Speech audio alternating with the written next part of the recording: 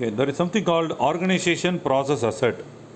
OPA we call it as. Okay, OPA stands for organization process asset. Is nothing but organization process, organization procedures, organization policies, organization best practices, organization lessons learned, organization template. All will be stored in a single place. Some organization call it as a quality management system. Some organization call it as a SharePoint.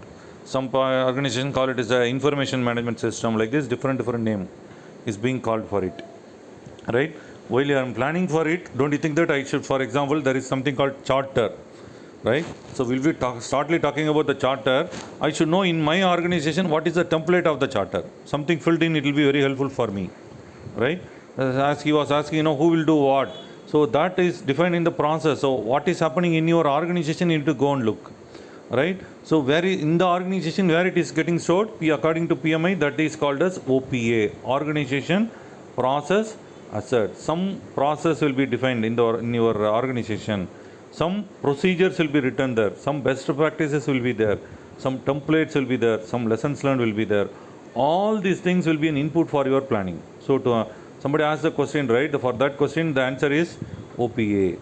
So look into the organization process asset. And what is your organization process asset talks about it, then accordingly your plan. So OPA will be an input for all planning process. OPA will be input for all planning process. So how many planning processes are there in the PMBOK? I told you there are 24 planning processes.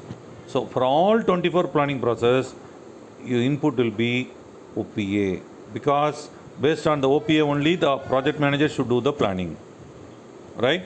So they are nothing but the process, procedures, policies, best practices, lessons learned, template.